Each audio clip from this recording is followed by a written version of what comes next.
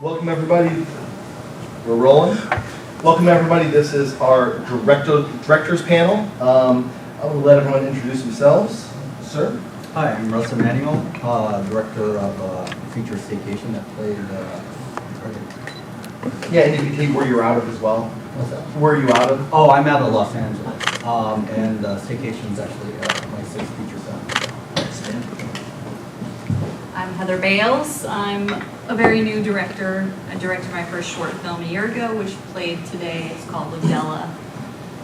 And then another short film that I made recently called My Sister's an Alien, played earlier today as well. Hi, I'm Sean Killion. I'm a director based out of New York City. I made Choose Your Fate alongside my partner, Chorus Vita. We made a lot of short films, a lot of music videos and stuff like that, but yeah, this is our newest one that's close to that. Matthew O'Connor of MMH Productions, creator of over 230 films since 2017, and creator of Air Fryer Slaughter that premiered last night. And you're based where? Oh, in Cleveland, Ohio. Mitch Yapko, director of the short film Proof of Concept Breathe that played today. I'm from Los Angeles. This is my 32nd short film. Yeah, that's great. Yeah. Cool. Awesome. So first of all, I'll throw it just to the audience. Any questions anyone wants to barrage? No, nothing yet. Okay, now I'll hit people. So we live in a world where AI is becoming like a thing for every facet of our lives. Over the years, we've used things like flash simulators to simulate a gun flash. How do you feel the evolution of CGI to AI is affecting you all as filmmakers? And we'll just start down the line. So. Well, I actually had a conversation about AI. So, when you do a feature film, you want to sell the film. So my question is, do you legally own it? Right. And right now I'm dealing with errors and omissions right now for my feature STAYCATION. We got distribution 2 months ago with a company called Twin Engine Global. And one of the questions is, do you own it? The writer, how can you prove it? And I think that question is the AI question. Yep. And from what I hear when I talk to an entertainment lawyer is you've got to be very careful because it could go into public domain. As in like anybody can use it. So then it will be a detriment to sell your film. So for me, I don't want to touch AI, to be honest. Well, I mean, just to go with that, we're in a time where if you had AI help you write. That's what I'm worried about because I was thinking about that for the sequel for STAYCATION. But again, do you own it? And if they own it, then you're screwed. You can't sell it. I don't really think I know enough to say. So like you're making your short films, how do you feel writing a screenplay and saying, I'm stuck in a corner, like I'm going to have AI help me get out of this corner? I mean, I think it's a good tool for feedback. Okay. You can have it act as like someone giving you feedback. Yep. So, and I've done that. It's perfectly fine, I think. But I don't have it right for me. Right. Yeah.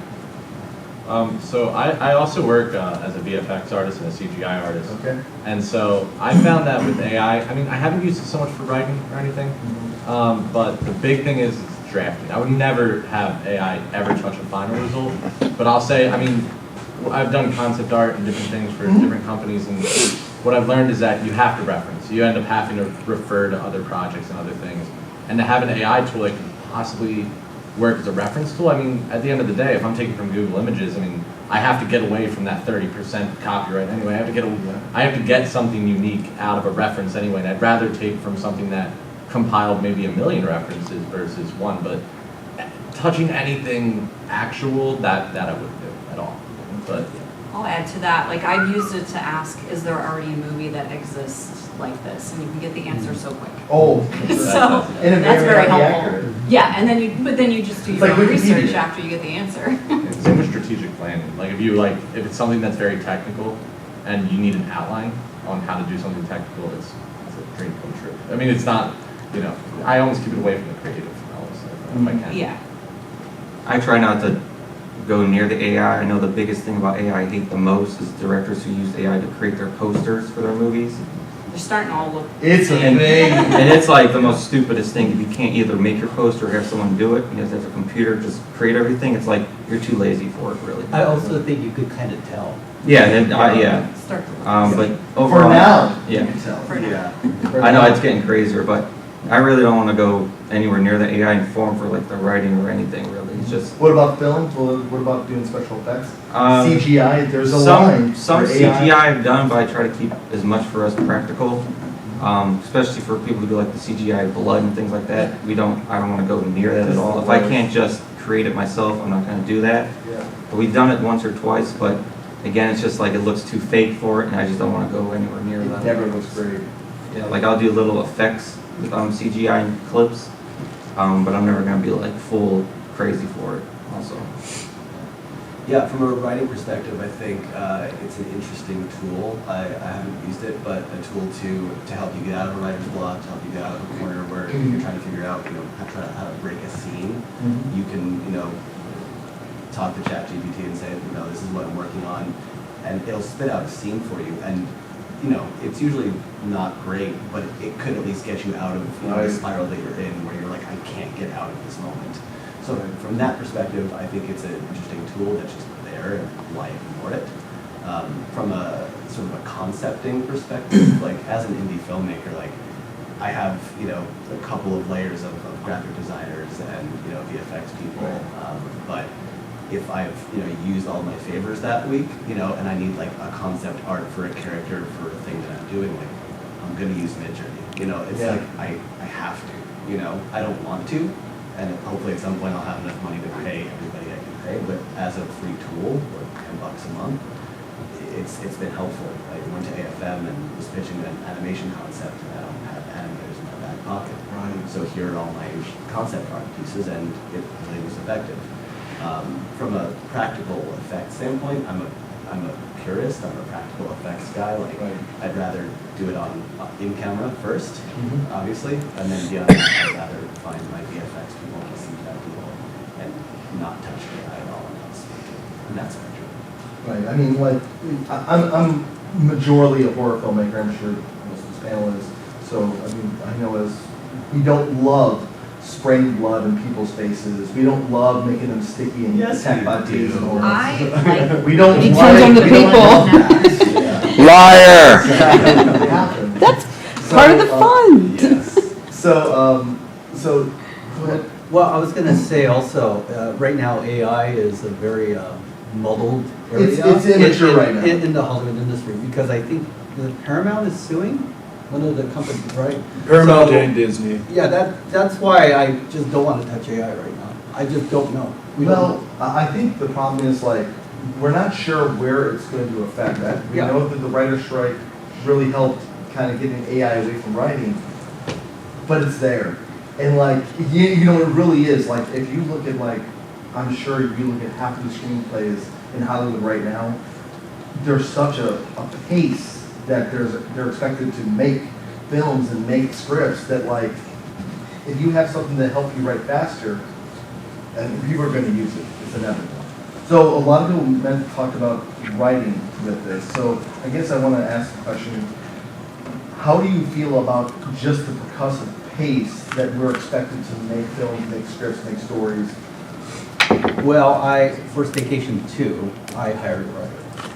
Writer I met at Shriek Fest. Oh. We were both at Shriek Fest 10 years ago. So That's great. I read one of his scripts, it was amazing. And I said if I was going to work with a writer in the future, it'd be him. For STAYCATION and my other films, my writer passed away. He was the writer editor in the movie. So That's awesome. he died 2 That's years awesome. ago, and obviously I'm not a writer. I am not a writer, and I hire writers, and so I'm paying this. I'm not sure if I understand the question. Yeah, so like, we look at YouTube and, even like the algorithm, and I'm not specifically talking about YouTube, but like, the idea of, as a filmmaker, we have to put out so much content so fast, so often, so frequently, and like, there's a bar that it's supposed to meet. How do you feel you're able to do that when you're competing with people that are using AI, that have no boundaries on how they're going to use it? Okay. I don't really think I feel anything because if they are strictly just using AI, I just don't think the quality is gonna be there at all, and I don't think I wanna go any faster than what I'm currently going anyway. Right. Yeah.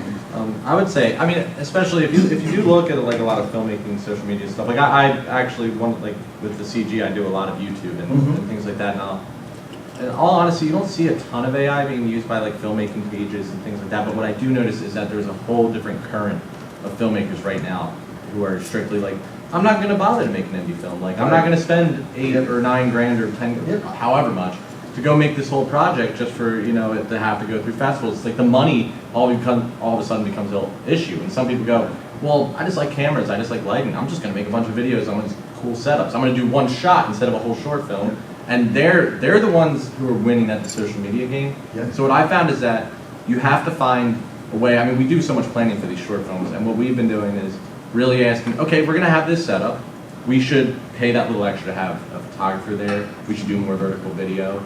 We should try to capture those moments so that, you know, out of one project, we have to be able to make, you know, I follow the 3 posts a week rule, like, you know, Monday, Wednesday, Friday, photo posts interlaced and stories every day. And it's one of those things where you have to be like, okay, if we're going to do those 3 posts a week, that means we need 12 posts from this project. Yeah. And I know we're going to do this cool setup, and I know we're going to do this cool setup, and we're going to do these things, and we're going to have this funny moment, and we can get funny testimonies there. And then all the extra stuff you're going to end up getting in BTS. You have to start thinking about BTS as like, can't just take a couple photos of it. You gotta actually think like, what content am I going to form from this when I'm done this project? Like I can't just rely on the project alone. And where is this going? Is this going to TikTok? Is this going to Instagram?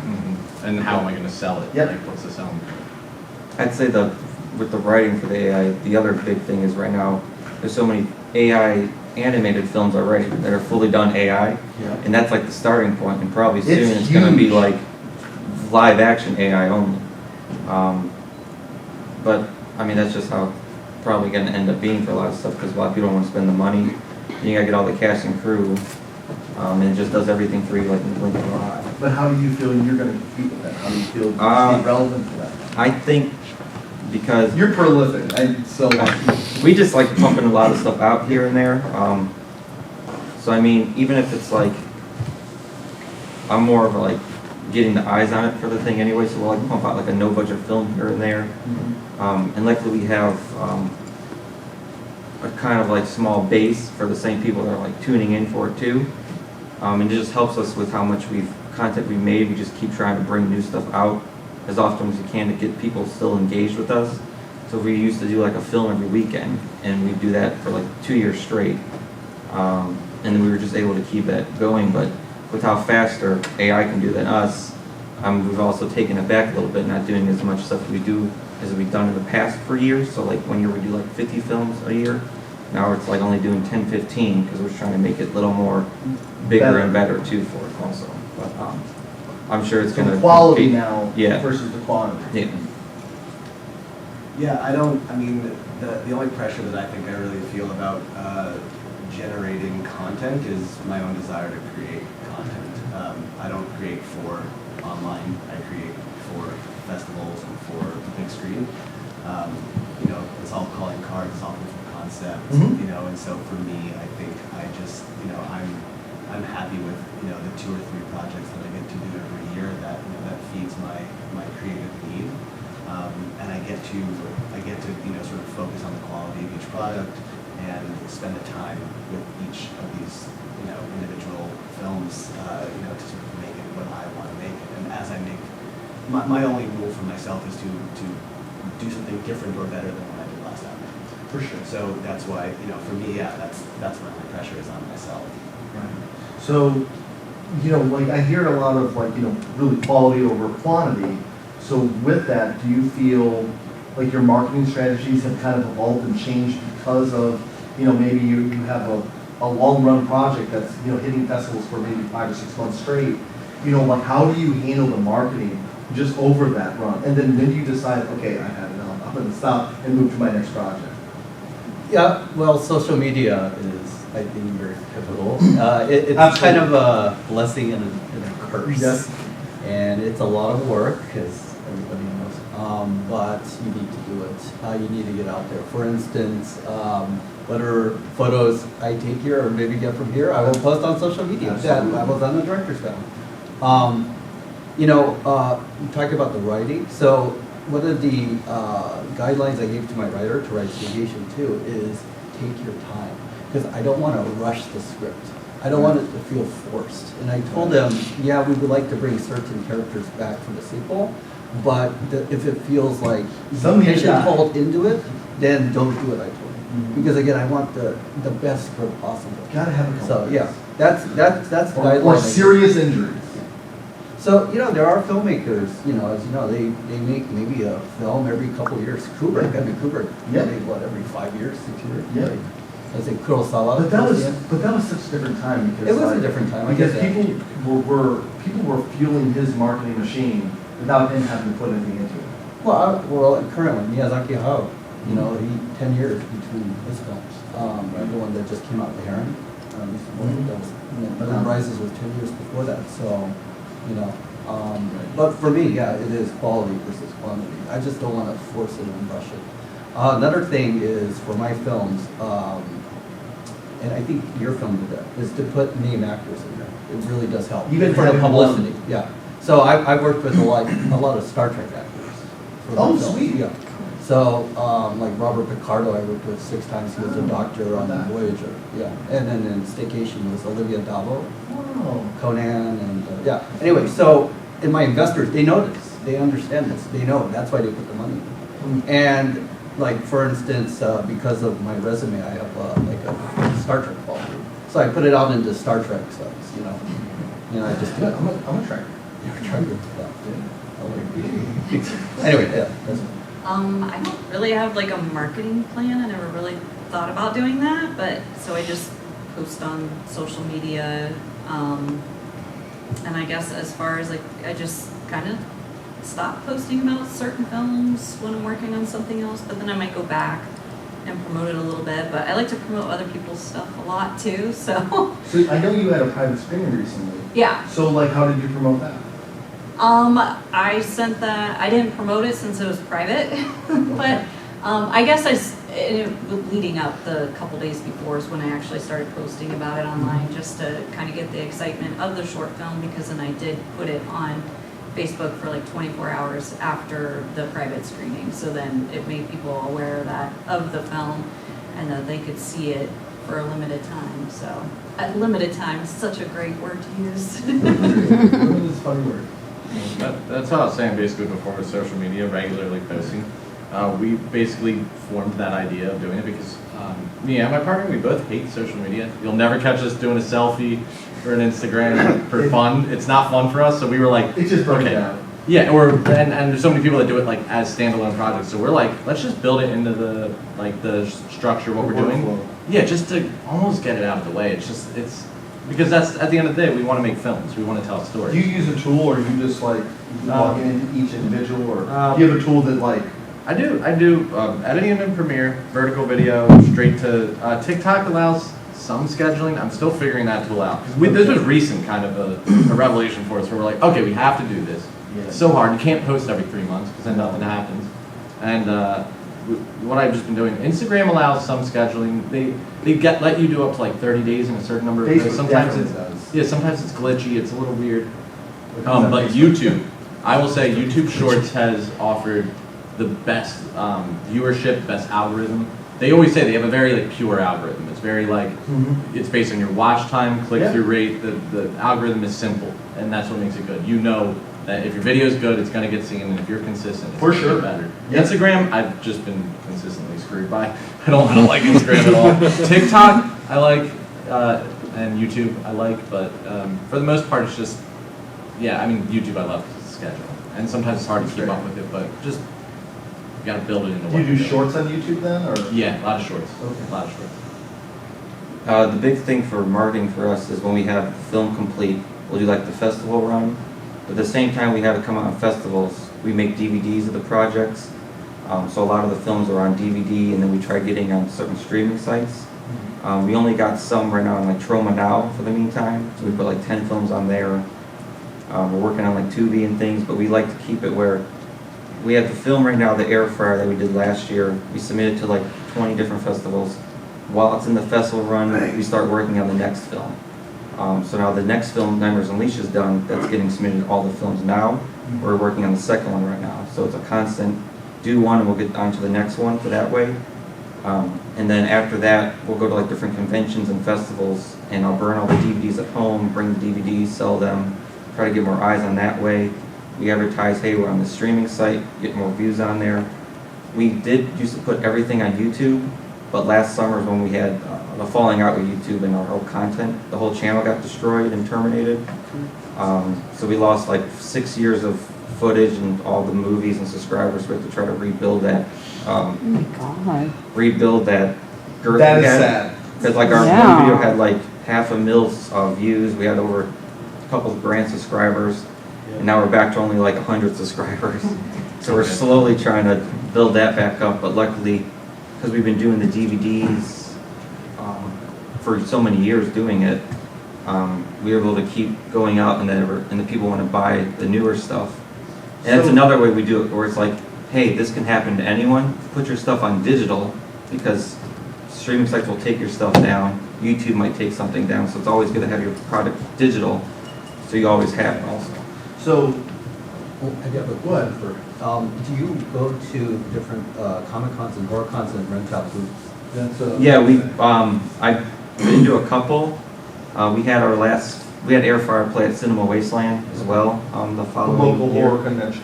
And then we have been submitting to other festivals, and I'll go to some. I know I'm going to like Gross Fest next month, so that's another one. So I go here and there around different states trying to sell the product, because I advertise it as, hey, it's on DVD, you know, it's not going to be forever on streaming or YouTube. Now's your chance to buy it, because we lost it once, now you can actually own it. I saw your film yesterday, and Yeah. you're very smart with marketing. Oh yeah, then we try to make like the branding, toys, shirts, all that type of stuff, just so people have it too. It's another way to make money. Yeah, so just to kind of ask and clarify, so how do you feel about like social media versus, you know, cable and media in hand? Like, what do you feel is more effective for your brand? For me, it's really the going places for me. Like, we'll post stuff on social media. It's mostly stuff like, hey, we're going to this convention, come meet us, buy our stuff. And we've had people pick up stuff and they will tag us on their posts, so if they pick up a movie, they'll post it on their own social media, luckily, and then all their people will see our stuff and then reach out to us if they want to buy a copy too, and then review it. So we'll post here and there on different social medias, and then we'll be like, hey, if you want to buy the movie, here's an eBay link, and they can pick up that way. So it's luckily when we sell it physical media, they have a copy, and now they're posting it to their social media and their pages and their companies, and they're advertising it for us You let too. them do the social. So they can do it and we'll do it, but luckily because they're doing it, we get more eyes involved for our stuff too. Yeah, I'm pretty terrible about marketing in general with my content. You know, I, on average, have 2 or 3 projects that are active at any given time in some form of either production or post or in the film festival circuit. You know, I try to post every day on something on Instagram just to be like, you know, stay relevant and you know, in the ether of my networks. But beyond that, I mean, yeah, I'm a director, you know. It's like, so like, I know that the marketing is so important to it all, but that's, you know, like the festivals for me, that's like, you know, how to get out there and, you know, expand and meet and network and all that stuff. And that's how I market myself and my films. But yeah, it's mostly just Instagram. So do you feel that like when festivals, like that's like kind of the handshake and just the physical meeting of people does more to spread your brand than social media to people that you already are connected with? Yeah, 100%. I mean, you know, again, like people that I know are people that I know, and they know what I do. Right. They know And they can share you, but Yes. will they? Right. Do they? For every, you know, 1,000 followers I have, I get one person that'll share a post, you know. And it's like, cool, thanks, Rick, for doing that. Right. You know, but yeah, like when I go to festivals, like, I mean, my last 3 projects, my DP and production designer, I met at a festival in Reno like 6 years ago. So it's like, for me, there's the opportunity to meet people, to meet future collaborators, to see what everybody else is working on. And, you know, of my, you know, of the 32 films I've done, A third of them I've self-funded. The other 2/3 were people coming to me with scripts or with projects at film festivals, sort of through these things. That's awesome. Yeah, so, you know, it's the marketing, I think, of myself, and being able to be at the festival and say, oh, did you see my film? Or, you know, people come up to you after the Q&A, whatever, like, I loved your film. Like, and that's how, you know, for me, that works for me to make those connections and to just expand and grow the family. For sure. Yeah. Any questions? Give people out? No? Okay. So, Actually, I have one. oh.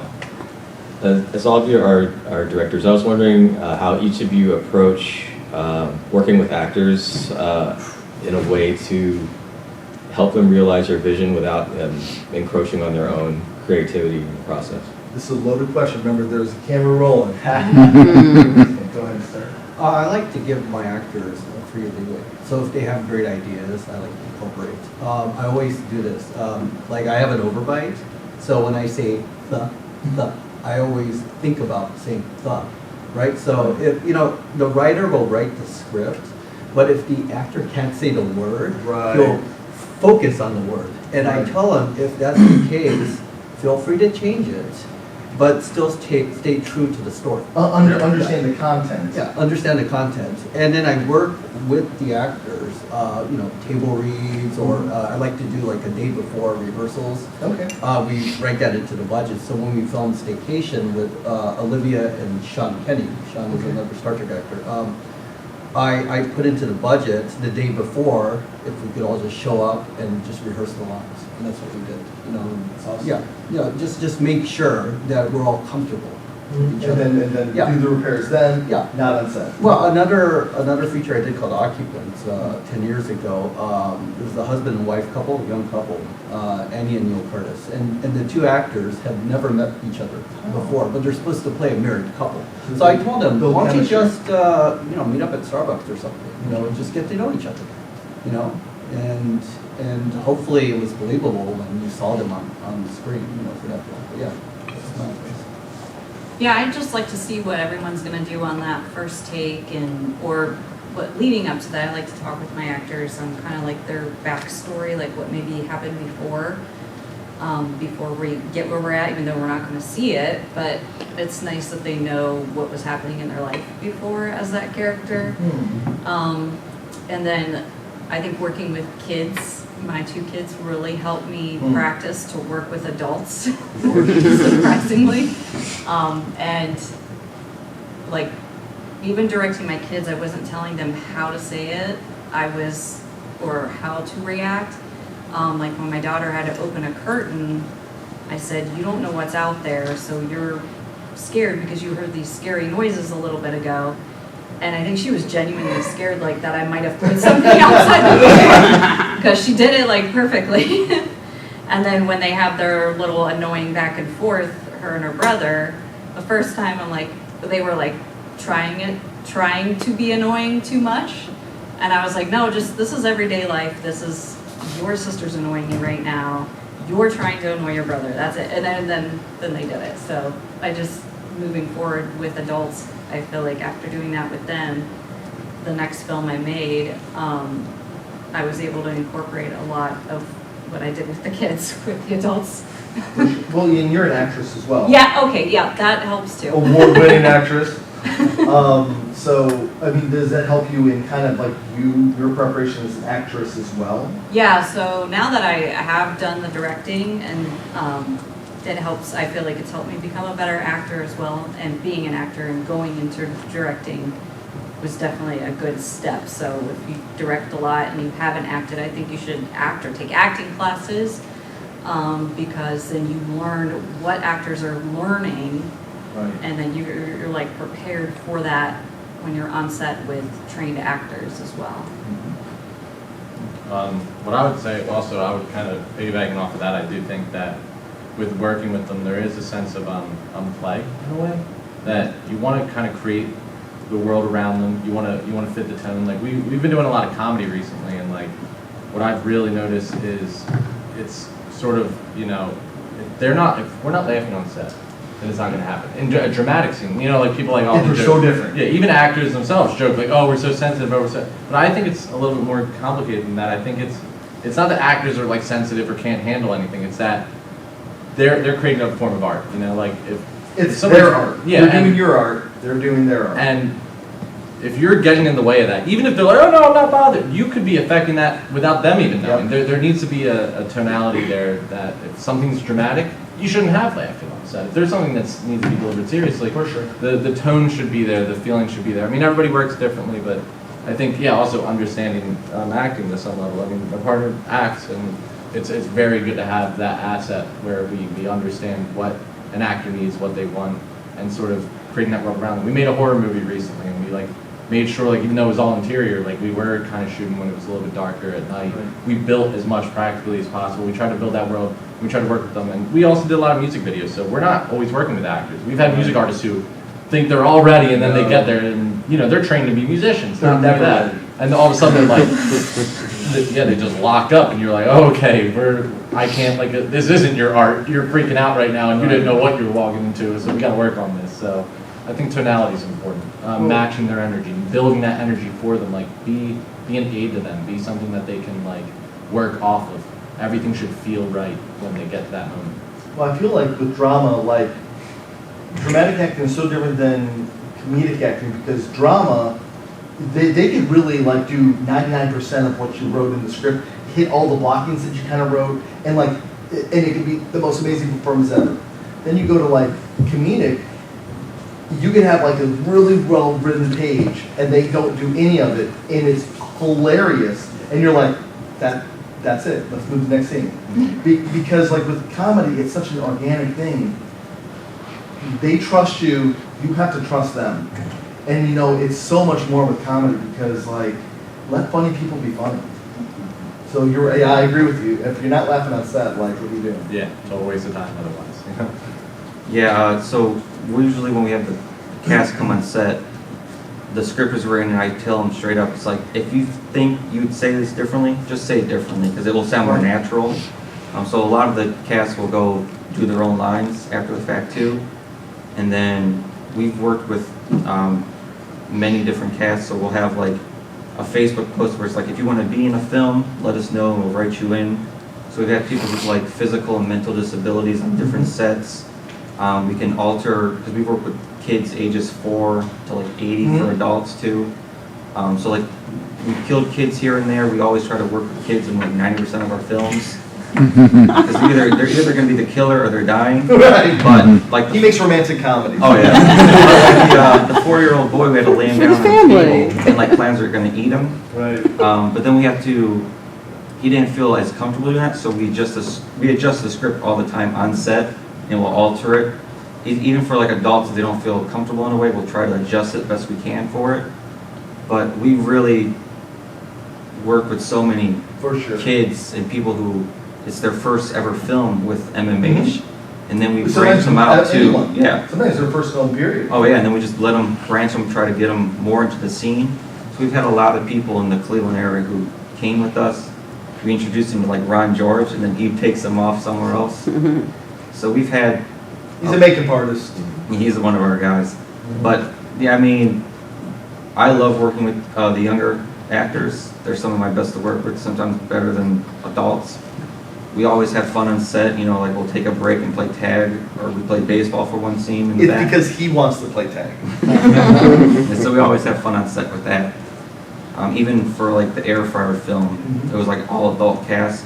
But my goddaughter, who was 2 at the time, did the voice of the baby air fryer for me. Oh, really? So I was just like, say these that lines who back did and it? forth. Yeah. Okay. So I said, say this, and she repeated back to me, type of thing.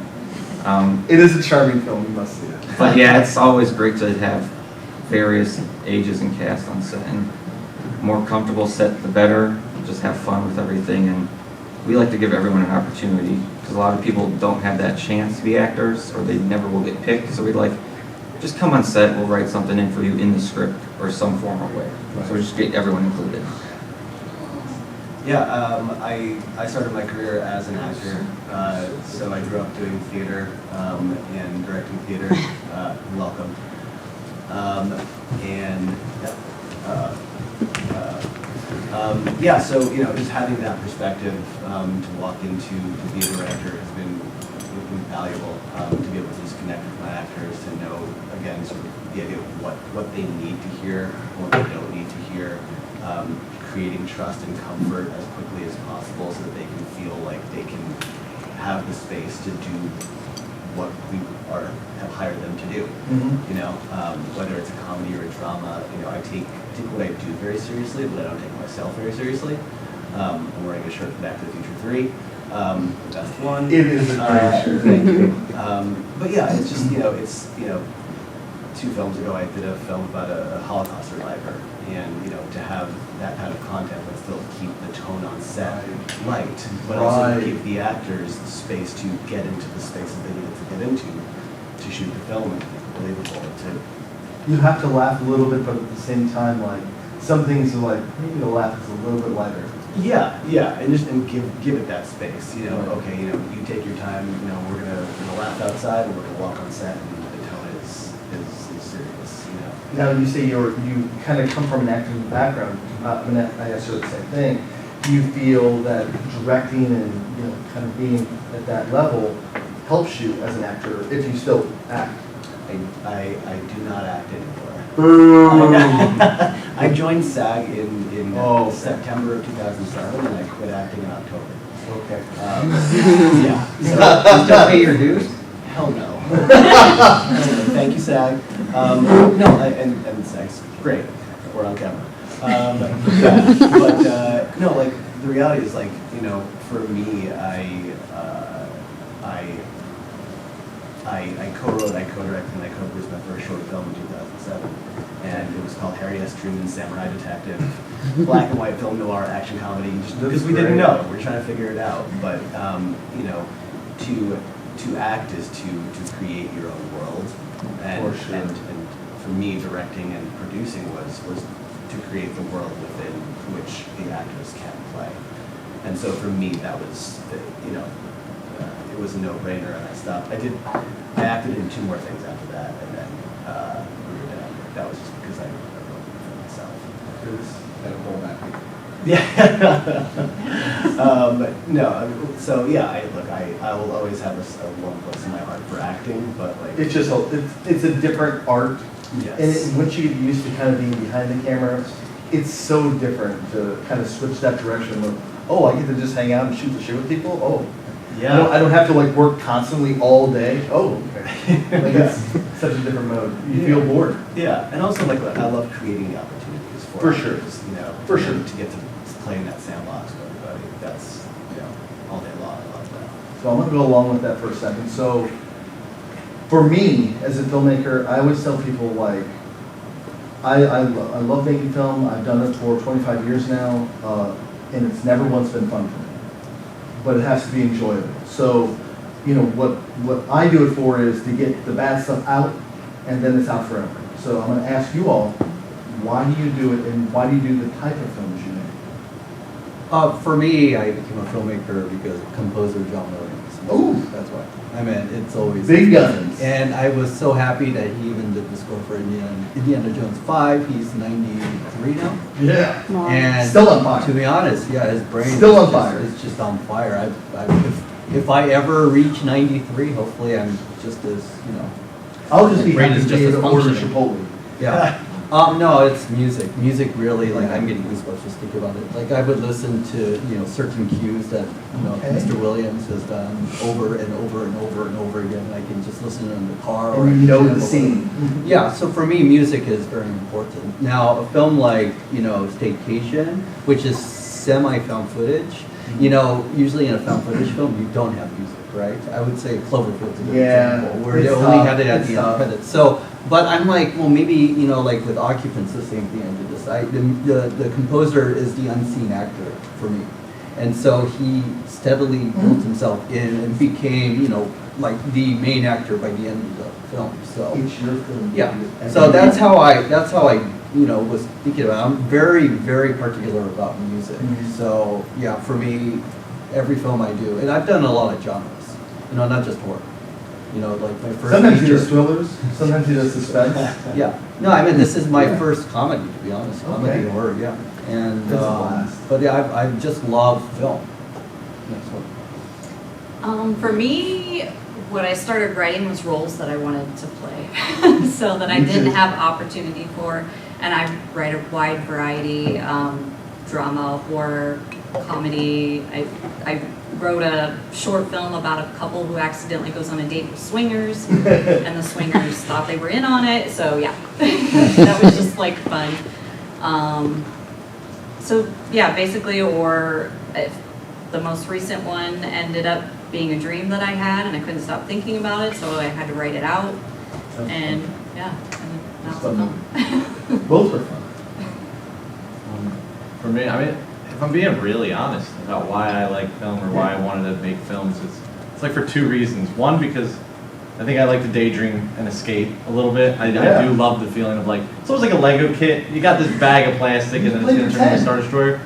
And then the other part, I think, is because I was a very annoying child. I would just talk at people incessantly. I think I itch for a reaction. I think reaction from somebody, whether it's good or bad, is in some way the time you actually get to share a thought with somebody. There's nothing worse than, you know, you're talking to somebody and you can feel that they're just like, yeah, or like you did something and then somebody's just like, cool, you know, or even if you're trying to annoy somebody, you're just like, and they're like, Give you something. yeah, they're just like, okay, you know, there's something about the relation of reaction. I want to make something that makes somebody feel, oh, did you feel what I just felt, you know, when you described a really cool thought? Yeah, you're feeling something really cool and you tell somebody and they're like, yeah, you feel that reaction. And I think I just have an interest in the way things are built, and I want people to relate with me on that, hopefully. I think that's why I do it. I don't think I could live in my own head too long. I really got into the horror aspect at like 3 or 4, watching any horror film under the sun. And a lot of it was like the 80s and 90s horror, which is why we relate so much to it in MMH. And then like 17 is when I really went full steam ahead, just making content. We've done all styles and genres of the horror. Outside of like all genres of horror we've created. And it was just like at 17 to like 19, we would just get the gang together, think of an idea and just shoot it on a weekend, and we do that nonstop. And it was just everyone just coming up with random stuff, and we brought so many different random things to life, like the air fryer, washing machine. Like we'll bring things to life, clowns and toys, because one of our big inspirations is Full Moon and Trauma, and those are like the two meaty daddies for MMH that would say what we are, and luckily we've worked with both of them already too. So everything's been connecting for that. You've been very close with them too. Yeah, with Trauma, we've been really tight buddies for now. And a lot of it's like,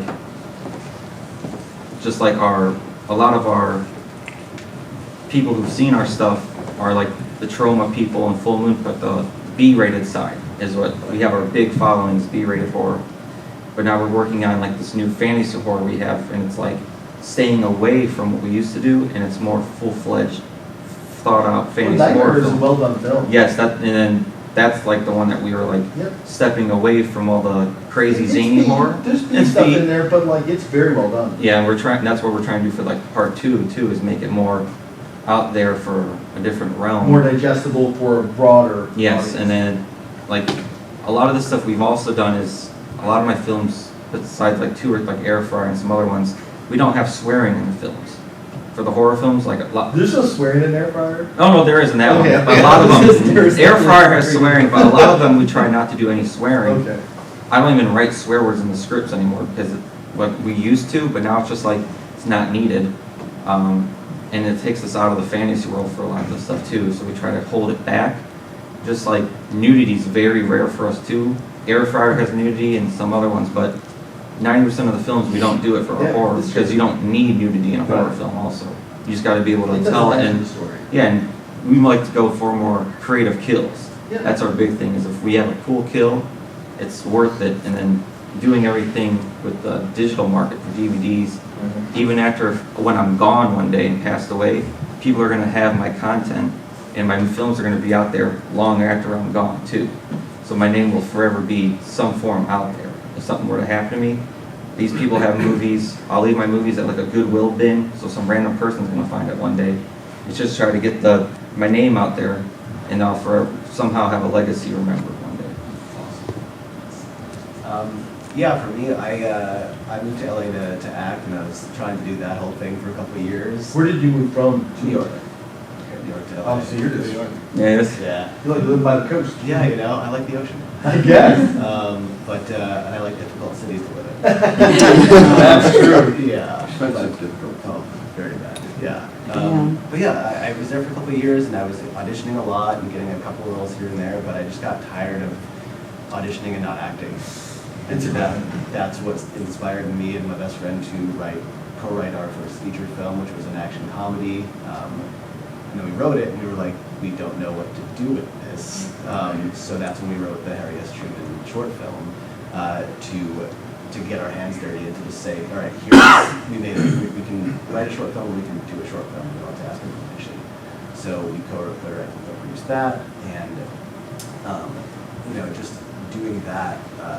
It was like directing is what I want to be doing. And the idea of just sort of, bringing people out of their reality into my, weird worlds for 20 minutes, half an hour, however long the content is, and affecting people, coming from theater where you get, the instant reactions, yeah, and the energy and all that, and just taking that into directing film, and just the idea of just wanting to affect people in some way, in some positive way, some creative way, and just to allow them to escape from whatever their lives are for the moment, or just to laugh, or to gasp, or whatever. Create emotion that didn't exist. Yeah, exactly. And that's a drug for me.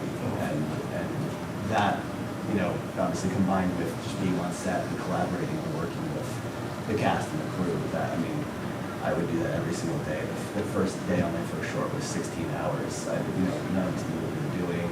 We closed the door, and I was high on adrenaline. And we all went out to drinks afterwards. And I was like, this is what we want to be doing. This is our space.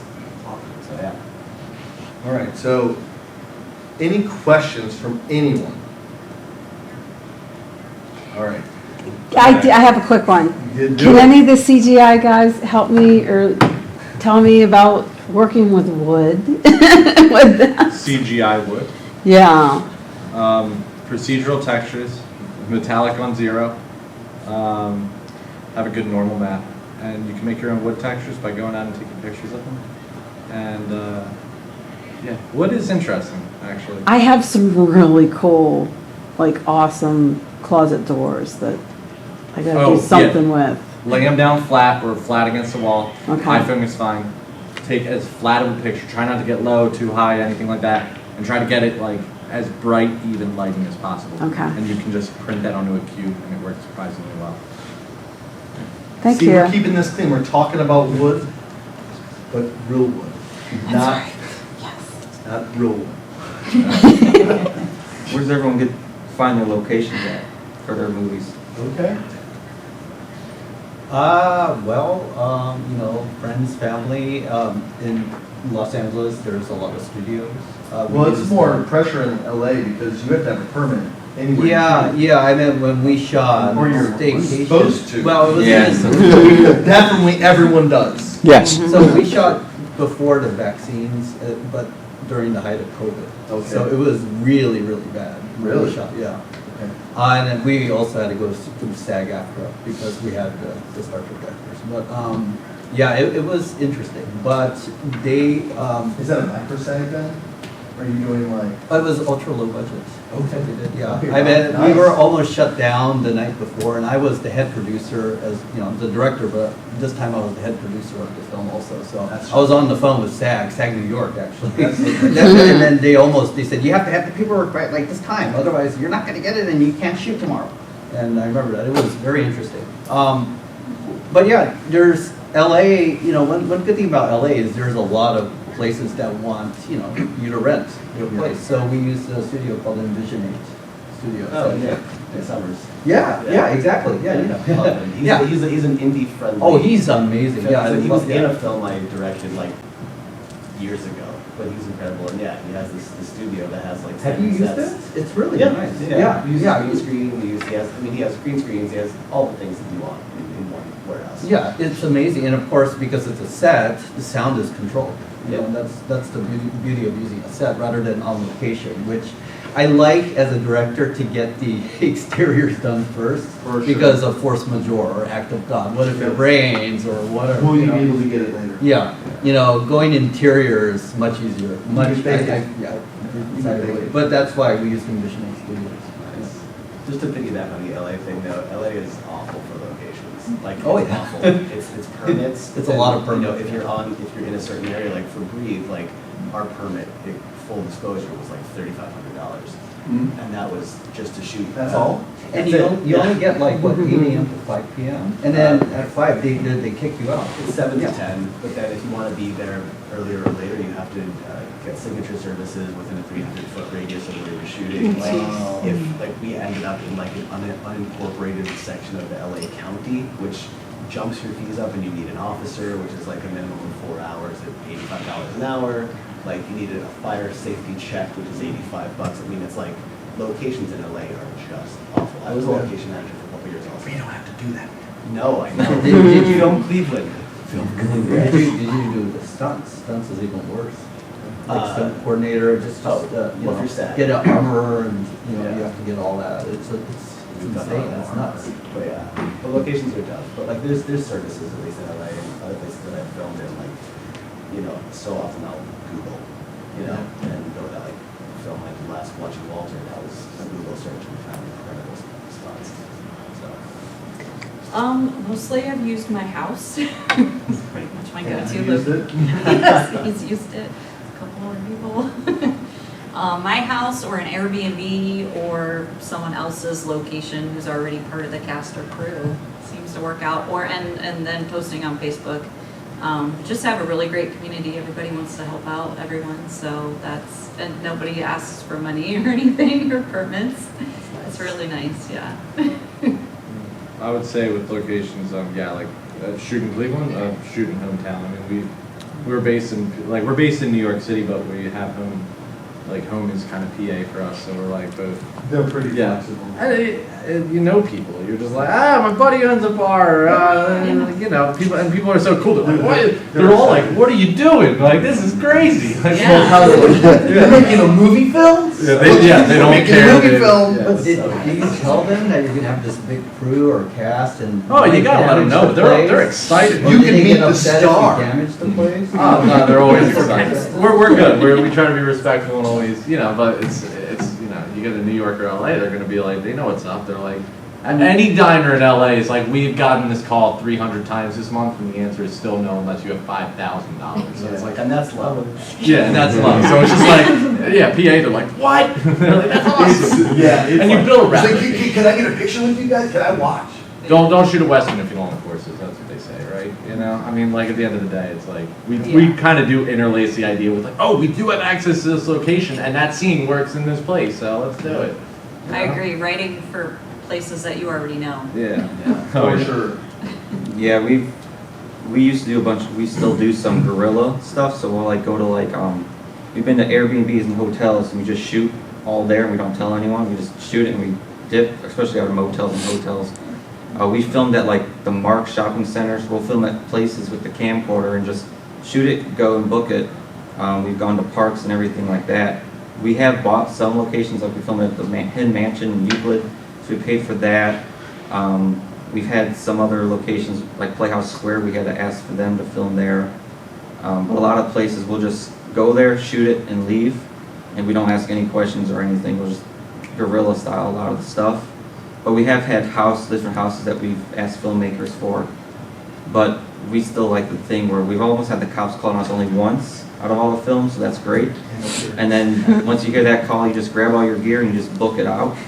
So we've done that before. One time. We've never done that, Scott, have we? I mean, we just want to, you know, for that kind of stuff, it's just like our YouTube-based film, so we're not going to like go crazy with it, so we'll just film wherever, and then we're good to go on the next project. But like, I think we shot one place in Air Fryer, at Cinema Wasteland, that hotel, we shot one of the scenes there. And we just shot it, and then that was it for that. Yeah, but you want that. Oh yeah, and then like we did Danny Hall, the Killer Crab Elf. We shot at Mark's. We didn't say anything, and then we shot outside of Mark's in the building. Shot the kill scene, blood on the ground, and then we just left, cleaned up a little bit, and then looked it out.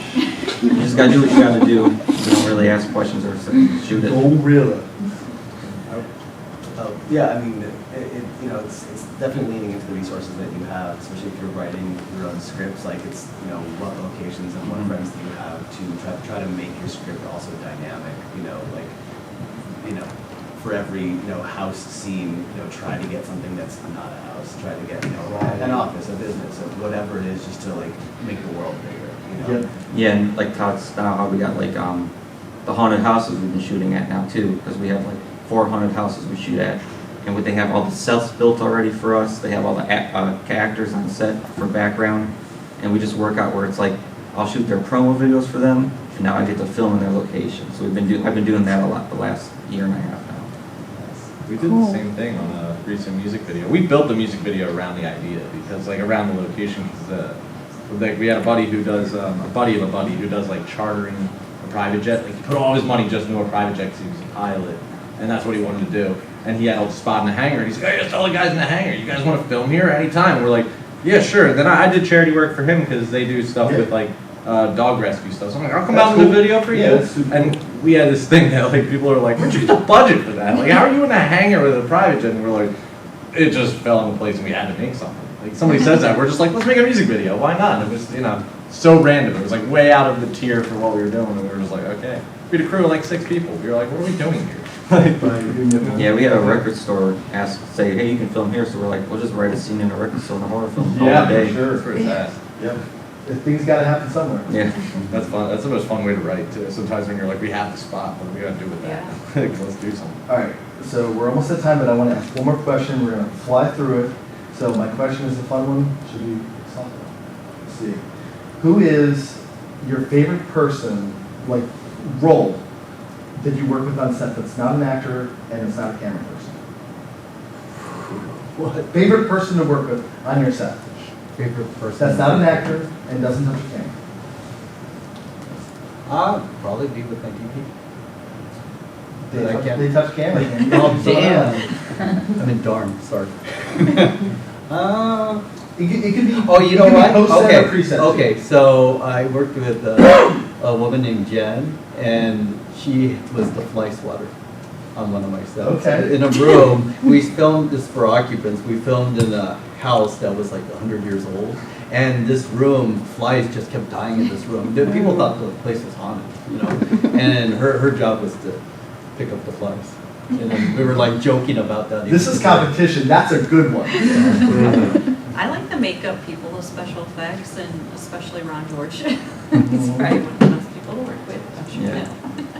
Sorry if I took yours. Oh, you took mine too. Makeup artists all the way. They're the coolest. They always have the best stories too, because they get around They're more sets weird. than anybody else. They're weird people. They can do more work than anybody else. Yes. Because of, like, they can take that quantity on. Yes. They have the best stories, and they're always the nicest people. Yes. And the most like laid back, like, what's up? They're done their job by the time the cameras are out. So And they're Ron great is on how set I know usually. about They're you. just there to touch it up. He loves talking about all the filmmakers, and like I was just saying, that's how I know about him. Snapchat That's filters. how I know about you. Like, Yeah, I mean, makeup artists, because they bring my monsters to life too. Whatever I think of, they can do it for me for their effects.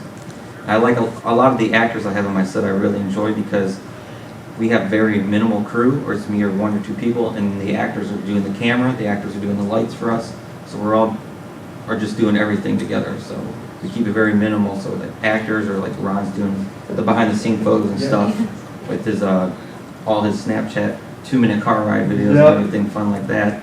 So it's glad to have all our actors and crew doing all the jobs on set too, or I'll have my camera and I say, this is how you use the camera, zoom, focus. Now just do this shot for me while I get into place. So and then we'll just teach everyone all the jobs on set too for acting wise. Then they can just do it whenever. Pressure.